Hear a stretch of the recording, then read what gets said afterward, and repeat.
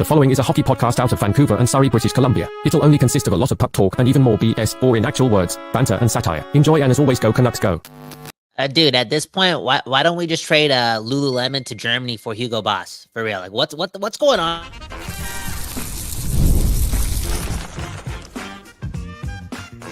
You're Locked On Canucks, your daily podcast on the Vancouver Canucks, part of the Locked On Podcast Network, your team every day. A happy Friday and welcome to another episode of Locked On Canucks. My name is Trevor Beggs, co-host of Locked On Canucks and also a Canucks writer currently with a Daily Hive Vancouver. Before we dive into it, we got to thank you for tuning into Locked On Canucks because it is your Canucks every damn day. Part of that Locked On Podcast Network. They're doing the most for sports fans across the world. And for our show, we're not here without you listening and tuning in. We're also not here without those sponsors. And today's episode is brought to you by FanDuel. You can start 2025 with a big return on FanDuel. New customers can place a $5 bet, and you'll get started with $250 in bonus bets if you win your first $5 bet. Visit FanDuel.com to get started.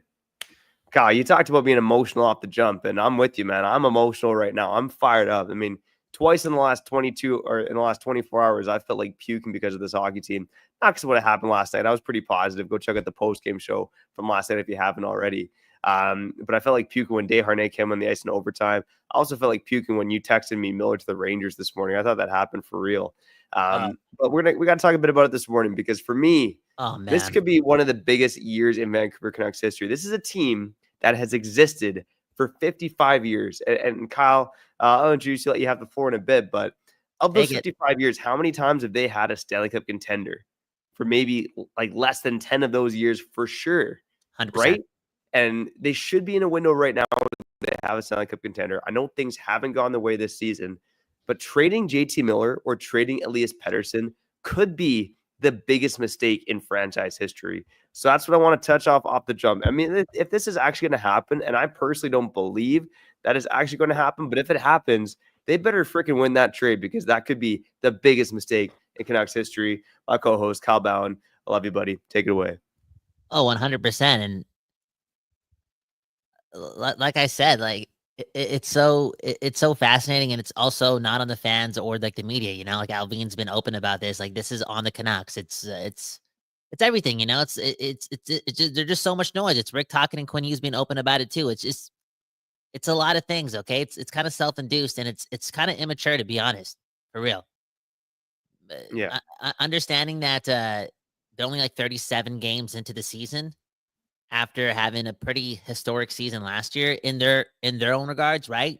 Like franchise wise, even if you look at the point totals and, you know, getting to the second round of the playoffs in Game 7 for this franchise, do the math, look at the history books. That's like top pinnacle, top 10 playoff performance of all time. Okay, that's just the truth. This team's only been past the second round 3 times. It's sad, I know, but just rallying off of what Trevor said, yeah. This definitely could be the biggest mistake of all time for this franchise, and I'm glad that's where you're going with this. I didn't know where you're going with this to start this episode off, to be honest, but let's put a big emphasis on that. We believe that JT Miller and Elias Pettersson are really, really good, really, really talented when they're playing at their best. We've seen it. We've seen them coexist and be individually really good for this team, okay, at times. So why not just figure this out instead of like trading these guys or one of these guys, because there's like a 68% chance or 74% chance that they lose that trade. Oh, there's a higher percentage than I think. And look, I got all the faith in Alvin and Rutherford, but I mean, I like hit us up in the comments and let us know. I mean, how many times when teams know that there's something wrong with a star player organization, how many times does a team actually go out and win that trade, trading said star player? I mean, look, as we get onto the show, I do want to talk about Miller versus Pettersson. If they're going to trade one, who should it be? And trades that could make sense. But I'm telling you, the trades that make sense are some NHL 25 GM mode crap. For the most part, is not going to happen in reality. I mean, you have JT Miller, who may not be the apex of his powers right now, but is coming off of a 100-point season. You have Elias Pettersson, who's 2 years removed from a 100-point season at 26 years old. These are two of the best damn players in hockey. I mean, this comes with the caveat that I do think that there's some smoke to all the noise, but I think most of the reporting on JT Miller and Elias Pettersson is frankly just noise. No. It's insiders stirring it up. And you know what? Not to call it Canucks media, but like even Sakaris tweeting out this morning that just trade JT Miller and get this nonsense over with. Like, shut up, man. Unbelievable But stuff. Are you it's kidding Bruce, me? it's Bruce Boudreau, it's Rick Tocchet, it's Quinn Hughes, and it's Brad Richardson. There's still there is that stuff there. But Trevor, like are we unable as a society to, like, work through our problems and just have conversations and, just go to the better good, go to the solution and work this out. You know what I'm saying? Work it out. We live in the most beautiful city ever. You know what I'm saying? Like, hopefully when February comes around and the sun is shining, these two can go on a walk, or it could be a team thing. And just, I'm not saying do ayahuasca. Definitely don't do any mushrooms with Michael Bublé. Don't invite Michael Bublé, okay, for real. Don't invite Michael Bublé to this retreat. But, like, work it out. Yo, and Trevor, do it for Quinn Hughes. No, straight up. Like, as hockey players, as uber competitors, and Pettersson and Miller are those guys, like, they should know that, this is an opportunity with Kevin Lankinen or Demko, that this could be special. So just, like, why 37 games into the season? Like, have we not talked more about that? And that's the solution. Like, work it out. Be men about this. Figure it out. A couple mimosas at Cactus Club. Be men about this and figure it out. Yeah, I still think that's a possibility for JT Miller and Elias Pettersson. But I mean, Kyle, you touched on it quickly with Brad Richardson. I think let's get to that quickly. And just breaking down some of the news and reports out there, and quotes, I guess, for Brad Richardson as well. But Brad Richardson went on the Missing Curfew podcast, and his quote, I don't have it in front of me, but something along the lines of, he believes that JT Miller was too hard on Elias Pettersson when he was there with the Vancouver Canucks. And granted, that is quite some time ago. I think we're talking about the first season that JT Miller and Elias Pettersson played on the same team back in 2019-20. He was back there. Sorry, he was back there in 2021-22 against 17 games. Okay, man, Brad Richardson, unbelievable, man. He's there for a month of JT Miller and Elias Pettersson. But I think that was one of the big things to come out as someone that's in that dressing room, bringing comments on that. And again, and Bruce Boudreau said there's something going on there right before he got there around the same time as well. So, I mean, look, there is definitely some smoke, some noise to the situation, but I think this has definitely gotten blown out of proportion. And Kyle, we've talked about it time and time again. Every dayers know the reason this has gotten blown out of proportion is because the Vancouver Canucks have not had a very good season. Elias Pettersson has not had a very good season. JT Miller has not had a very good season. Max Hassan has more even strength goals than JT Miller this season. Max Hassan has 2 even strength goals. JT Miller has 1 even strength goal. Like JT Miller, I said it last night, positivity, man. Maybe I'm more positive in the nighttime, man. Who knows? But JT Miller found a way to have an impact on a game when he didn't play that well. But the fact of the matter is he is not playing like a first-line center right now. Oh, no way. And there's a trade value there that's diminished if you're trading him right now. Because not only does he only have like 2 even strength goals, I feel as if he hasn't scored on a goalie in like a couple of months, if we're not talking about the shootout. You know what I'm saying? Yeah. Well, I believe it was Tristan Jarry in that Pittsburgh game was the last time he scored on a goalie at 5-5 or scored on a goalie at all, like you're saying. Yeah. It's not the time to trade either of these guys. Just work it out. And the Canucks, man, the most popular team in hockey, man. I don't give up. Like, they are 37 games into the season, 36, whatever the math is. And like, no, you can't stop talking about this team. And another reason for that is all the not the smoke off the ice, but on the ice too. Like, there's some bad voodoo going on. Like, everyone's getting hurt. And I want to get right into this. Obviously, Demko not playing tonight. Shelov's called up. Lankinen gets a start. No Pettersson. No Hughes still. Do you believe Rick Tocchet? Like, do you think this is back spasms, or is this like, I don't. A part of me, honestly, because he went from, like, I'm paraphrasing just a bit. It sounded like he went from it's back spasms. It's not that bad. It could be 1 day. It could be 2 days. It could be 2 games. But who knows? Back spasms. I'm going to give them the benefit of the doubt because they just came back from Seattle last night. They're back at the rink this morning. Like, Rick Tocchet is in the medical staff, so I'm not quite sure what to make of it. But look, I'm believing positivity right now. Okay, I like it. Thank you. Dr. Demko. But yeah, just in terms of the other insider reports, I guess before we cut to break, on the other side, I do want to talk more about if the trade is going to happen with Elias Pettersson or JT Miller. Like, what does it look like? But there are just some garbage trade proposals out there right now. So Jay Rosehill from a podcast. I don't even know what the name is. It doesn't matter. He suggested that the Toronto Maple Leafs trade Morgan Rielly for JT Miller, and that, quote, if they made that trade, it would make a lot of sense for Toronto. Of course it would make sense for Toronto. Are you kidding me, man? Yo, are people forgetting how good JT Miller is and how much of an outlier he's been for the majority of his Canucks career? Like, and even if you touch on last year, like, he was actually turning into a two-way player, right? So there's like that guy there as well. And even if he wasn't, again, he puts up points. He's an FU type of player. He's physical, his heart and soul. And in recent history, again, I feel like he went from what, like having 99 points to like 80 points to 100 points. Like, he's doing his thing, like offensively. Again, he's not Morgan Rielly trade value S. That's an embarrassment to even bring up that name, to be honest. Like, what are we even doing here? It's even embarrassing how maybe because the Rangers are rebuilding, but Elliot Friedman is guessing that Schneider from the Rangers would not be enough to get JT Miller. Like, no, I'm sorry, would be too much to get JT Miller. Like, the Rangers wouldn't be willing to get there. And it's like, I'm telling you, these people in the East, it's funny to me too, because like, even in recent history, these people in the East, when they talk about JT Miller, they're like, oh, the Canucks love his competitiveness, and he's a true competitor and a way bigger competitor than Elias Pettersson. It's like, you guys are not staying up to watch the games this season, because he hasn't been that. He hasn't been that this year. He hasn't been the uber competitor. You know what I'm saying? Like, he isn't this two-way force. Like, these guys aren't watching the games in the East. They aren't. They talking way too much shit to be sleeping during the first commercial break of these Canucks games played on the Pacific West Coast. Okay. Anyways, Trevor, take it away. Yeah, unbelievable stuff. So that was one of the garbage trade proposals out there. I mean, you touched on it as well about Friedman and the Rangers. Elliot Friedman also suggested that the Chicago Blackhawks should be interested in JT Miller. Again, JT Miller has no move clause. Would he want to go to Chicago? That's just closer to where he's from, if you want to tie that together. But he's also 31 years old in Chicago. Even with JT Miller on the team, is a long way from competing. So again, all the insiders right now think JT Miller or Elias Pettersson is getting traded. I still kind of refuse to believe it. I do think it's a lot of noise. But if a trade were going to happen, who should be traded between Miller and Pettersson? What could those trades look like? And Noah Dobson, he's named that got folded up there as well. Could he make sense in a trade involving Miller? Talk about it. Let's go dive down that rabbit hole on the other side. We'll be back. You're listening to Locked On Canucks, your Canucks every damn day.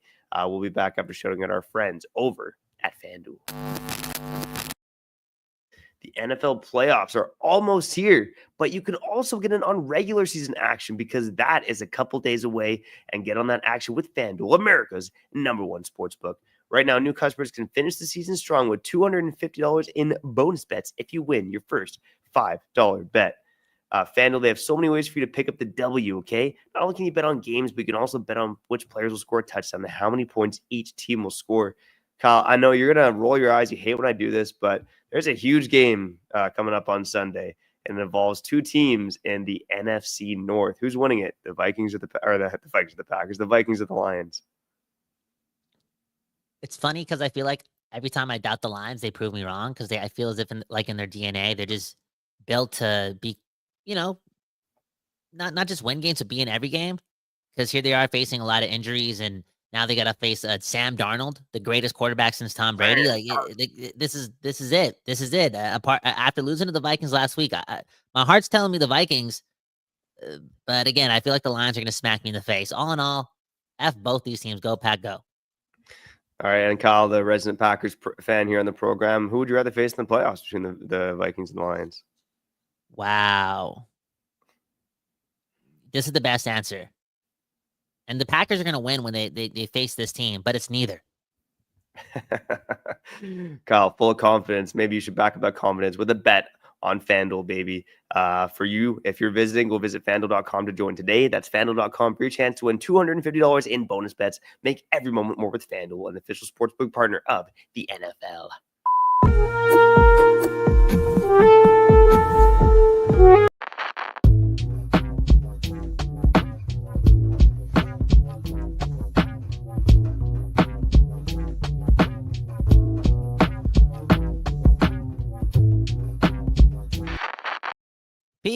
People, we back doing this, and that's talking about your Vancouver Canucks, Trevor Beggs, Kyle Bowen, and you.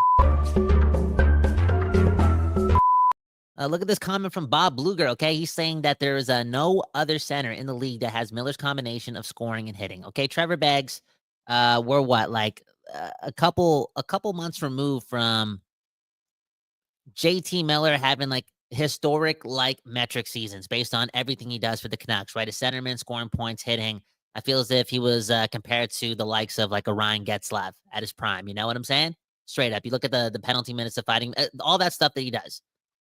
Again, we're not. I know JT Miller's 30. What is he? 32 or 31 and a half?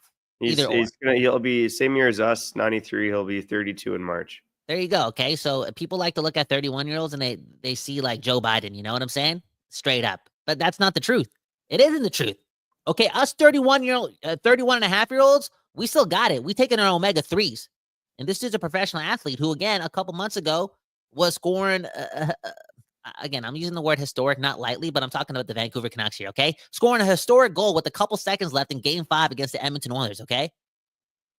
Like, Miller, he's still that dog. I see people in the comments, too, all the time. Like, I get it. He's frustrating to watch. Hey, I think he's frustrating to watch right now because we've seen this version of Miller. Like, cool, you're picking up your points, but we know that's not good enough to help this team win games. You had to be involved in all three facets of the game like you were last year for the majority for this team to win, okay? That's called being a leader and setting the tone. We can't have Teddy Bluger setting the tone, okay? It's got to be you. You got to be way better, way more competitive. All in all, though, he can do that. He just got to get out of his own way, whether it be the noise of Pettersson and whatnot, or just not being able to handle the noise. Maybe he's lying to us. Maybe he does have a smartphone. He looks at this stuff. You know what I'm saying? Like, just do it for Quinn Hughes and compete. Straight up, because Quinn Hughes, who's younger than you, who has all the pressure on him because he's a real leader of this team and also plays the most minutes, straight up, bro, like this guy's handling business. You and Pettersson got to handle business too. Do it for Quinn Hughes and do it for the best goddamn hockey fans in the world, the fans of Locked On Canucks and the Vancouver Canucks. Kyle, I got to ask this question. We've shied away from it for a while. If the Canucks are going to trade one of Miller or Pettersson, who should they trade away? Wow, dude, what are you doing to me, man? I'm not doing this, man. You take this question, the darkest guy on the program, man, you asshole.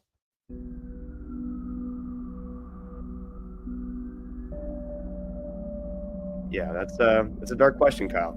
It really is. And look, I think there's a pretty clear answer. If you're going to trade one of these guys, I think it's got to be JT Miller. Now, the only reason that you would trade Elias Pettersson is that if you truly think his confidence is wrecked to the point where that he can't bounce back to the guy he's going to be. But I mean, I think there's a lot more risk in trading away a 26-year-old guy who should be the apex of his powers for more years to come.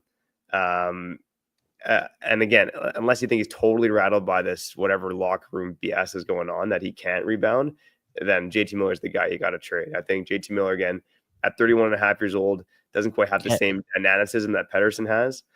So to me, it's, I know a lot of guys are saying JT Miller, he's the heart and soul and blah, blah, blah. No, to me, if you're trading a guy, it's got to be JT Miller. But I am saying, and I said up the top, trading one of these guys is probably going to be a mistake for the Vancouver Canucks. Now, case in point, another report came out from the Hockey News suggesting that the Islanders be interested in trading for Elias Pettersson. Yeah, of course. And this is probably a red flag, right? So many other teams around the league are saying that, oh, if Elias Pettersson becomes available, we got to trade for this guy. Yeah, of course, because he's one of the most talented players on the planet.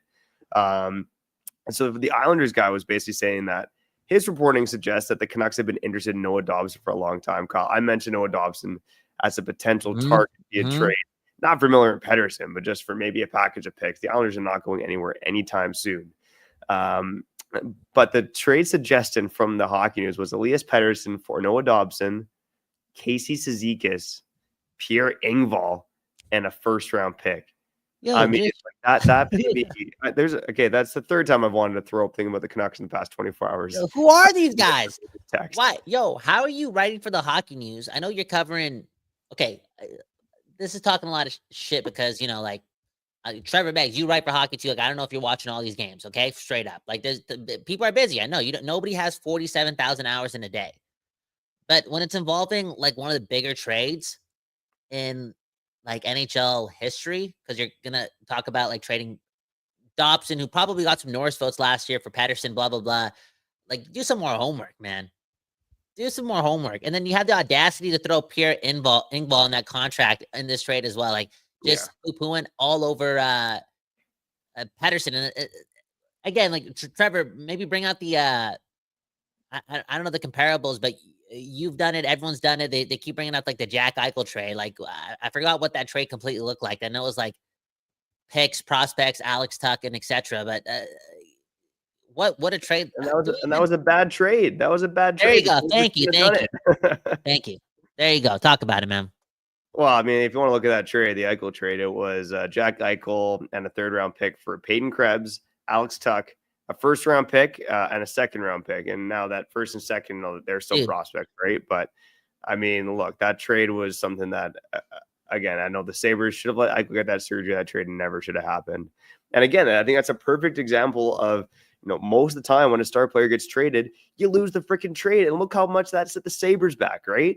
I'm telling you, man, the Canucks, 55 years of pain and suffering. They're finally entering a window right now where they should be in Stanley Cup contention. And here the hockey world is trying to trade away one of our 2 best players, man. Sorry. Well, okay. Well, again, it's Alvin too. Like they I know they want to, like, again, look at this quote in that article about, like, oh, like, you never know with Jim Rutherford's history. You never know regarding maybe moving Pettersson while he has a unavailable no movement clause in this 8-year deal of his. Okay, it's unavailable for 1 more year. Blah blah blah. There's just noise everywhere, and I think, like, for Alvin and Rutherford, and maybe Alvin more specifically speaking, and Rick Taka, to be honest, like, you guys aren't Jim Rutherford. Jim Rutherford's like almost 80 years old. Okay, so maybe stop leaning on like his accomplishments and what he brings to the culture, and like you two maybe got to get a little bit better and say less. Well, Alvin specifically, like, again, you're causing the noise, and just handle this. And I keep going back to this. And Trevor, maybe you have the details on this and how this could look, because you're a hippy dippy guy, you're a nice guy, you're a groovy guy, right? Like, if these two were to, I don't know, just get together, figure it out, work it out. Like, how does that look like? Like, how do you do something like that?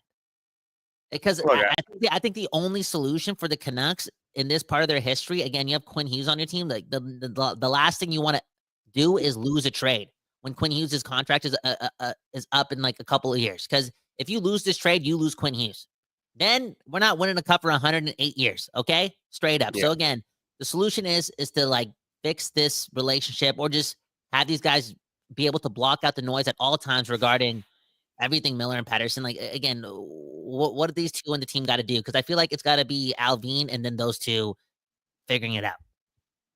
I honestly think it's just a matter of, playing good hockey and getting your mojo back, right? Like, look, I know for guys in full-time hockey media, and Kyle, maybe it's a good time that we're relatively part-time here, maybe putting in 4 hours a day as opposed to 8. But I mean, look, it's got to come from within, right? And look, I think Nils Höglander last night was a good example. The guy's been ice cold for months, and you're just thinking, like, man, oh man, what the hell is wrong with Nils Höglander? Is he ever going to get it back? And he played a great game last night. And I think Miller and Pettersson are completely capable of doing the same thing. In fact, I know they're capable of doing the same thing. So it's got to come from within for either Miller and Pettersson. Now, I do want to toss it, like, if one of these two is going to be traded, I know there's a lot of smoke about Miller and the Rangers right now, and I'm going to shout out Bob Bluger in the comments. If they're going to trade for JT Miller, and I brought this up to you on the phone earlier, I'll bring it up right now. Bob Bluger says in the comments, not asking for it, but I think the Canucks are going to get Trocheck plus a D-man from the Rangers. And that's kind of been my thought on it too. Trocheck just seems like a Miller light replacement, right? He puts up 60 to 70 points. He's a good defensive center. If you can get Trocheck, a first-round pick, and like a Braden Schneider from the Rangers, I mean, I still wouldn't do it, but that's some kind of package that you look like there from getting from the New York Rangers. And then you start to wonder, like, man, do they try to get Lafreniere in that package? Do you maybe flip Besser for a center? Like, there are options for the Canucks, but again, it's going down the NHL 25 GM, likely BS Fantasyland road. So that's why, again, for Miller and Pettersson, just find a way to make it work, man. And then we can stop talking about it, go back to winning some goddamn hockey games. Speaking of hockey games, Kyle, let's wrap it up on the other side. I want to talk a bit about the matchup tonight, what the Canucks need to do to win against the lowly Predators. We'll take a look at what the Predators have done recently as well. You're listening to Locked On Canucks, your Canucks every damn day. We'll be back after shouting at our friends over at Rocket Money.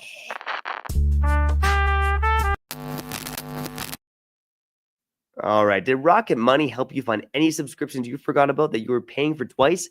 That's happened to me. I had a few subscriptions to X and wait, what? That I didn't even realize I was still paying for. And Rocket Money made it so easy to track them all down. It's like having a personal assistant for your finances, man. Rocket Money is a personal finance app that helps you find and cancel your unwanted subscriptions, monitor your spending, and help you lower your bills so you can grow your savings. It brings together everything in one place, whether it's subscriptions, your spending habits, or even the goals you want to hit this year. Rocket Money has over 5 million users and has saved a total of 500 million in canceled subscriptions, saving members up to $740 a year when using all of the app's premium features. So make sure you go cancel your unwanted subscriptions today and reach your financial goals faster with Rocket Money. Go to rocketmoney.com/lockedon today. That's rocketmoney.com/lockedon. rocketmoney.com/lockedon.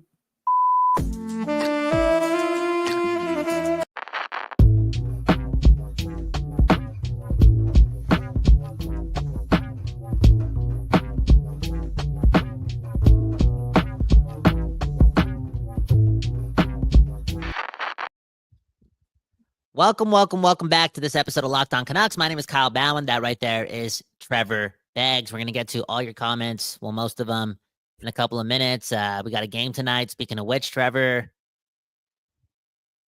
I got to say, man, I'm emotional, man. I'm sad. I'm going through it right now, and it's because I'm not myself right now, man. I'm not myself, Trevor. And you know what? Normally, you don't got to surface your problems on the internet, okay? Don't got to do that. I should just call you in private, but I'm going through it because I'm not myself. Because, again, there I was seeking misery after a win. And I know, Demko got hurt. Maybe I was seeing red, but the Canucks beat Seattle. And all I was looking at was the negatives, right? Miller, lowest 5-on-5 ice time on the Canucks. What's going on? You're not leading, right? But he scored the shootout winner. What? Kyle, what's wrong with you? You dumbass. Again, looking at only the Demko injury and not Lankinen's performance. Not just the win in general. Trevor Beggs just saying win, baby. Just win, baby, when you're missing Hughes and Pettersson and a Hronek. Again, Trevor, I'm not myself, and I'd like to apologize to the Canucks fans out there because that's not why we have this conversation, you know? Me and you are hippy-dippy guys at heart, and we can't let the fear win, the resistance win. And again, I'm sorry, Trevor, for letting Canucks Nation down, okay? When we win, we celebrate, and that's the rule. Oh, 100%. And again, like it's hard to blame you. There's been a lot of negativity right now with the Vancouver Canucks. But look, their roster is completely wrecked right now. I mean, Tyler Myers and Carson Soucy are like your top two defensemen. I mean, those guys, they were like the biggest problem on this team 2 months into the season, right? So I mean, look, it's tough for the Vancouver Canucks right now, and it's only going to get tougher. And that's why I don't want to call a January game against the Nashville Predators a must-win game, but I know it's second night of back-to-backs. Nashville has had a bad season, but they still have good players. I mean, it's still the NHL. They're going to come out hard. They did beat us here once already at Rogers Arena. But it is a little bit of a must-win game for me. I mean, look, this is obviously one game at home here. Then they start a long road trip that starts the Montreal Canadiens, who have won 6 of the last 7 and are playing good hockey. Then you have a 6-game stretch that's brutal, right? I don't have it in front of me, but I think it includes the Oilers, the Jets, the Stars, the Capitals, and maybe the Hurricanes in there as well. Like it's not going to be an easy stretch, especially missing all these guys. So I think for the Vancouver Canucks, like keep pushing, keep pressing, keep figure it out. Have different guys step up tonight. Maybe like last night it was Myers and Höglander. Like let's see Miller and Besser like have a great game tonight. Let's see Kiefer Sherwood. I mean, he always dominates. Let's see him get on the score sheet tonight. You know. But find different guys to step up. I would assume Eric Branson gets back into the lineup. Taco wasn't asked about that today, but they tend to like to rotate guys on the second night of back-to-backs. Wouldn't be surprised if he gets in for Breezewall tonight.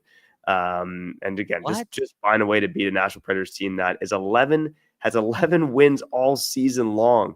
They've lost their last 3 games, 7-4 to the Blues, 3-0 to the Jets, 5-3 to the Wild. They are 4-5-1 in their last 10 games. This is a team that's going through it. Take advantage of them tonight. Do not give away 2 more points to the Nashville Predators on home ice. And yeah, that's what they did a couple weeks ago, right? In regulation. So again, there's so much going on there, Trevor. And shut me up whenever you want to shut me up. Okay, you can press a button there, just shut me up, Trevor, if I'm getting dark. But Kevin Lankinen played yesterday, man. He played yesterday, and now he's got to play today. bad voodoo type season. Why do I feel like something bad? Okay, you know what? This is why you gotta not let Noah Juleson play today. Okay, straight up. Because again, you barely see goaltenders in 2024 play back to back. I'm pretty sure if Lankinen went to HR, he'd win the settlement. Okay, straight up, based on science, based on the math. Okay. All in all, though, pretty fortunate that we're forced to do this where Lankinen is facing off against a former team, right? So maybe there's some juice there for him to do the most, and maybe this is the moment. He cuts out, puts it on his vision board, or puts it in his folder, so he can bring this to July 1st, right? July 1st. I need a new contract. Look at me. Handle pressure situation. I'm an FU type of player too. I just shut up the Nashville Predators too. I outdueled UC Soros, right? Maybe this is the moment for Kevin Lankinen, because right now this guy's looking like, again, the savior, and also a $30 million guy, a $25 million guy. Yeah, I mean, there's jokes last night about Kevin Lankinen maybe getting the contract extension today from the Vancouver Canucks. I mean, look, he's been so good for this team. I don't want to say he saved our season. Well, maybe I should say that. He's kind of saved our season here. Yeah. It's been a tumultuous start for this hockey team, but again, he wasn't necessarily great against the Predators. When these two teams faced off, it was a 5-3 Nashville win, but I think one of the keys for the Canucks tonight is stay out of the penalty box. I mean, Nashville 5-on-5, they looked slow. They looked slow in that game against the Vancouver Canucks. Again, that was a game where the Canucks, I think, had 2 shots in the first period. So, okay, my 2 keys for the game: start strong. Do not have a first period where you have 1 shot through 10 minutes, 2 shots, 3 shots through 20 minutes. Start strong and stay out of the box. I think the Canucks will be fine tonight. Okay. Do I got to stop here? I don't know if I got to stop here. No, again, there's something off with this team, and all you have to do is look at the starts of games. That tells me, as a Deepak Chopra, I'm part of the tribe. Okay, some people call it a cult. It's not a cult. Okay, Deepak Chopra is my second father. Okay, but what I'm reading into all these bad starts, based on all this consistency with the bad starts, and again, all the noise, is like, it's not fun in that locker room right now. Like, they're not like this. It takes them a while to like snap out of it just being another game, to have them realize, like, oh, we're the Canucks. Like, this is a big game right here. Let's get going. Let's get going. It takes them a while, because again, something is telling me that it's not fun being a Canuck right now. And on that note, Trevor, and I don't know if you have a few comments that you want to get to, because we got to get out of here, but all this is telling me, and this sounds crazy, but there's a chance that Quinn Hughes returns before Pettersson. Because Quinn Hughes, he's a real alpha, real leader of this team. And maybe he shows everyone when he comes back with a little bit of a bruise. And I know people are going to look at this and be like, oh, they're going to rush Hughes back. Yo, he's read his books, bro. And he's even said it. He cannot wait to get back. His New Year's resolution is to lead this team to the playoffs, secure their playoff spot. Now, I'm not even joking. That's what he said.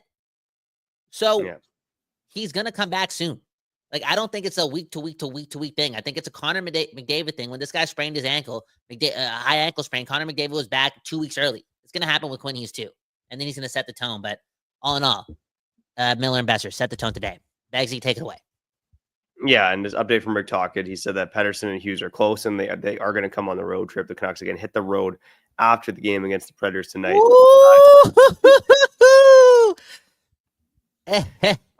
Let's go. Okay, all right.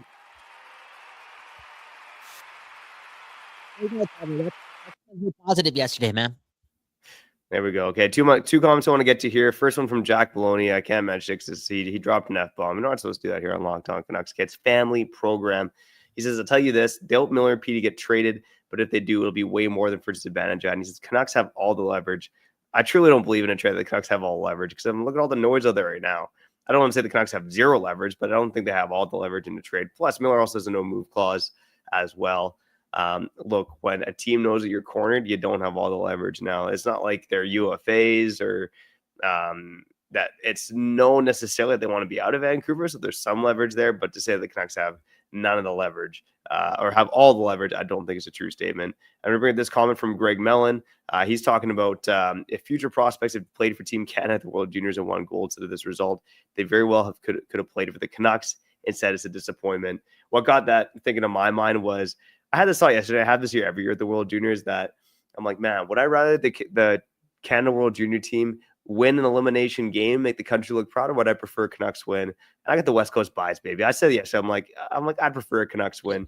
And hey, that's what happened, man. Dude, I'll take it further, man. Like, bro, if any of the Czech players were Canucks prospects, bro, I would have rocked a Czech jersey today. If it's the World Juniors, I'm cheering for Canucks prospects. That's what it is. And honestly speaking, I feel like my team's still in it. I didn't lose. As a guy born in Burnaby, raised in Surrey, right? I didn't lose yesterday. Sweden's still in it. Tom Willander's still in it. I could still win a goal. You know what I'm saying? Buddy. Home of the West Coast bias. If you got that West Coast bias, make sure that you hit the like button, subscribe on YouTube on the podcast side, go follow us and leave a 5-star review. Kyle, anything you want to say to the people before we get out of here? Join the Discord, link in the bio, boom, bam. Good place to talk about the Canucks first thing in the morning when you wake up, and you fry your brain by just like hopping on your phone and then go, if you want to do that with our Discord, go ahead. It's a good place to talk about the Canucks on the toilet as well. Game day threads and whatnot. Yeah, man, do that. And just like, again, I'm sorry. I'm really, really sorry for not celebrating the win yesterday. That was not fair. Trevor Beggs, thanks so much for leading us and teaching me a lesson. You're one of those leaders, man. You don't have to yell at me. You don't have to tell me what to do, but you lead by example. And yesterday, if you haven't seen the episode, Trevor laid it out on the line. Okay. At this point, don't look at don't look at the details. Look at the result. Just win, baby. Beggsy, sign us out. Just win, baby. Hey, I did the whole like and subscribe thing. I will also say that Kyle and I will hopefully do a post-game show tonight. I got to see if Canucks PR let me do a podcast at the arena. We'll see how that goes. But Kyle, hopefully I'll hop on with you tonight in some capacity. I will be at the rink. Hit us up if you want me to ask a question, man. There we go. I'll do it for the people at Locked On Canucks. Oh, there you go. Join the Discord and drop a comment in the only Canucks portion. Like, yo, Trevor, ask. You can tell Trevor to ask a question to one of the Canucks players, the coach, and maybe he'll do it. If Trevor has balls, maybe he'll do it. I don't know. But for now, we got to get out of here. I'm Trevor Beggs. That beauty is Kyle Bowen. And you've been listening to Locked On Canucks.